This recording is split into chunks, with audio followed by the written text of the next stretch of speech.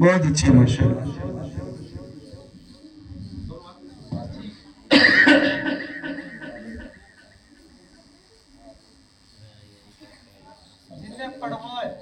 جن نے مسابقے میں حصے لیے ہیں وہی آئیں گے. ٹھیک ہے.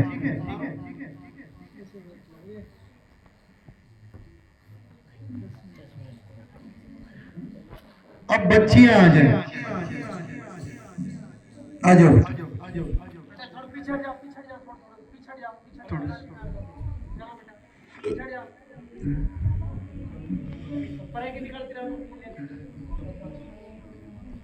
بہت اچھا ماشاءاللہ.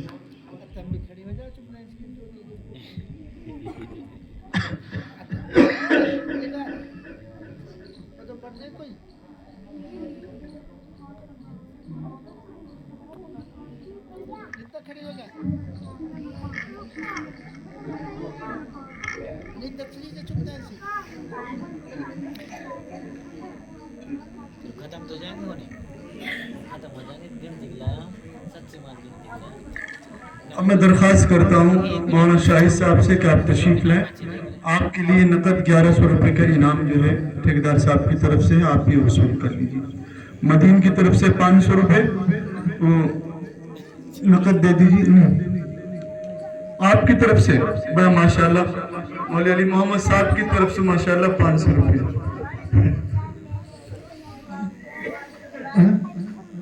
ہاں وہ کر دیں گے انشاءاللہ. جی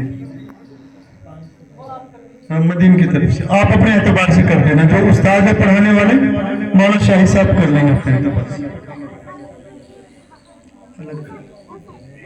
اچھا میں درخواست کرتا ہوں مولانا علی محمد صاحب سے کہ وقت بہت کم رہ گیا ہے اور بس جو وقت لیا تھا اس سے اوپر آدھا گھنٹہ ہم مل کر لے چکے ہیں.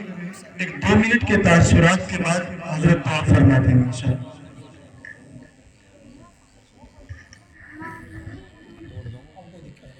محمد صلی اللہ علیہ وسلم کریم. اما بعد اعوذ باللہ من الشیطان الرجیم. بسم اللہ الرحمن الرحیم. یا ایہا الذین آمنوا قوا انفسکم واہلیکم نارا وقودها الناس والحجارہ. وقال النبی صلی اللہ علیہ وسلم من ولد له ولد فليحسن اسمه وآدبه فإذا بلغ فليزوجه فإذا بلغ ولم يزوجه فأصاب إثما فإنما إثمه على أبيه أو كما قال عليه الصلاة والسلام. بہت مختصر بات کروں گا بس. محترم بزرگوں دوستو،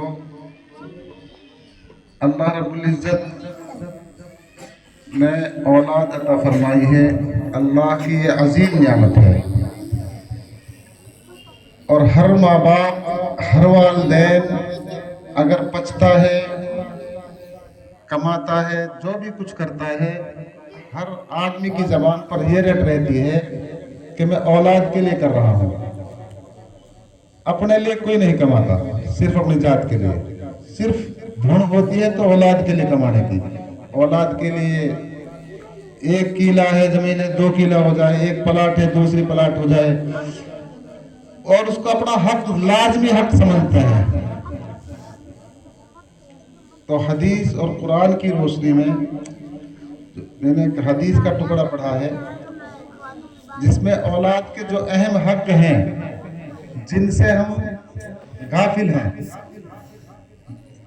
اولاد کا حق وہ ہے جس حق کے بارے میں اولاد اللہ کے یہاں ہم سے مطالبہ کرے گی، ہمارا گریبان پکڑے گی. اللہ میرا باپ تھا اس نے میرا حق ادا نہیں کیا. ان حقوق سے ہم اکثر غافل رہتے ہیں. اللہ کے نبی نے فرمایا جس کے اولاد پیدا ہو اس کے 3 حق ہیں. سب سے پہلا حق کیا ہے؟ فَلْيُحْسِنْ اسْمَهُ، اس کا اچھا نام رکھا جائے. کسی نبی کے نام پر ہو، کسی اللہ والے کے نام پر ہو، کسی عالم کے نام پر ہو، ہمارے سامنے اس کی ذات ہو. ایک نام फिल्म के एक्टर का भी है और वही नाम वली का भी है। हमारे सामने फिल्मी एक्टर ना हो, नाम रखते वक्त हमारे सामने वो वली की जात हो। हदीस से साबित है अच्छे और बुरे नाम के असरात बच्चे के अखलाक पर पड़ते हैं। तो आज से ये नियत इरादा करें कि हम इंशाअल्लाह अपने बच्चों का अच्छा नाम रखेंगे, किसी आलिम से पूछ कर रखेंगे, इमाम साहब से पूछ कर रखेंगे। ये तासुर, ये नजरिया हमारा बहुत गलत है कि ऐसा नाम बता मौल साहब जो कई को भी ना हो। भाई कई को भी ना हो नाम तो गैरों का नाम मिलेगा, इस्लामी नाम तो नहीं हो सकता। दूसरी चीज व अदबा, हदीस में फरमाया कि औलाद की तालीम और तरबियत, अदबा में औलाद की तालीम तरबियत, इसके लिए हमें मेहनत करनी पड़ेगी, औलाद की निगरानी करनी पड़ेगी। और हम खुद आलिम नहीं हैं, मकतब से, मस्जिद से, मदरसे से जोड़ना पड़ेगा। औलाद को कुछ अगर हम देखना चाहते हैं जुदा भी करना पड़ेगा। एक बहुत बड़े बुजुर्ग गुजरे हैं, ये वाकया पूरा करके मैं खत्म करता हूं अपनी बात। जो अल्लाह वाले जिनका हम नाम सुनते, ख्वाजा मोइनुद्दीन चिश्ती अजमेरी हो, हजरत जी मौलाना इलियास रहमतुल्लाहि अलैह हो, ख्वाजा कुतुबुद्दीन बुख्तियार काकी हो, सबके पीछे किसी माँ की शक्ल में, बाप की शक्ल में किरदार नजर आता है। तो औलाद को कुछ बनाने के लिए पापड़ भी पेलने पड़ते हैं। हम पहले नहीं समझते थे, जब मेरे अपने बच्चे हुए मैंने उनको मदरसे में डाला, जो मुझ पर गुजरी, मुझे उस वक्त एहसास हुआ कि माँ बाप की बहुत बड़ी कुर्बानी है औलाद को पढ़ाने में। माँ बाप नहीं चाहता अपने बच्चों को जुदा करे। ख्वाजा बायजीद बुस्तामी रहमतुल्लाह अलैह का एक वाक़या लिखा है। हजरत यतीम थे, माँ की ढूंढती कि मैं अपने बच्चे को आलिम देखना चाहती हूँ।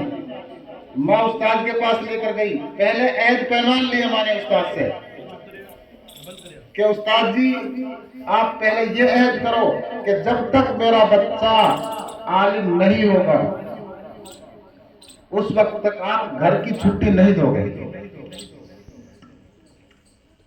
उस्ताद ने वादा कर लिया, माँ का दर्द देखकर, कुरान देखकर। अब बच्चा छुट्टी मांगता, बार बार उस्ताद मना कर देता। उस्ताद ने परेशान होकर बच्चे से कहा कि इतना सबक बता दिया उनको कि जिसको याद नहीं कर सकता। उसने दुआ की अल्लाह से कि जब कोई मुश्किल पेश आती थी, मेरी माँ भी मुसल्ला बिछाकर अल्लाह से दुआ करती थी, अल्लाह से दुआ करती थी, मैं भी अल्लाह से दुआ करूंगा। अल्लाह ने दुआ कबूल की और वो सबक याद हो गया। उस्ताद को सबक सुनाया, उस्ताद हैरान रहे कि ये तो इस कैटेगरी का बच्चा नहीं था, इतना सबक याद ही नहीं कर सकता था। अब मजबूर हो गए छुट्टी देने के लिए। उस्ताद ने छुट्टी दी, आगे सुनो। तो उस्ताद ने छुट्टी दी, घर गए, दरवाजा बजाया कि माँ बायजीद बोल रहा है।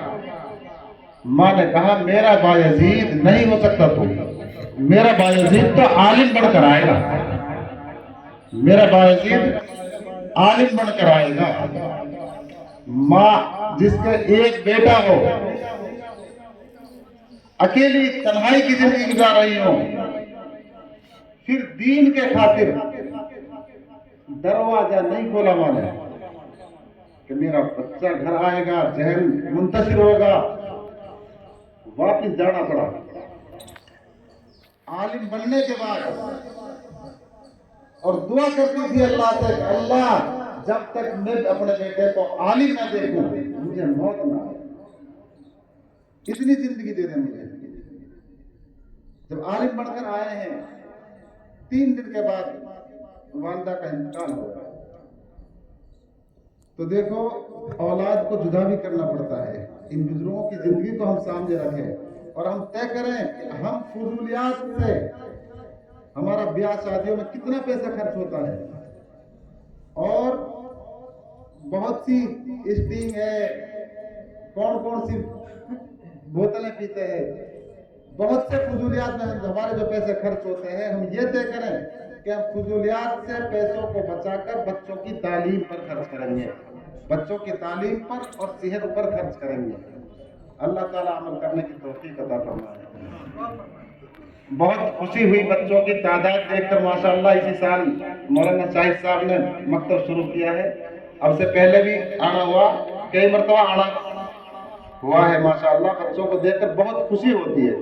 वाकई मैं कुछ तबीयत भी कुछ ठंड की वजह से कुछ ऐसी चल रही थी मेरी, लेकिन आना पड़ा।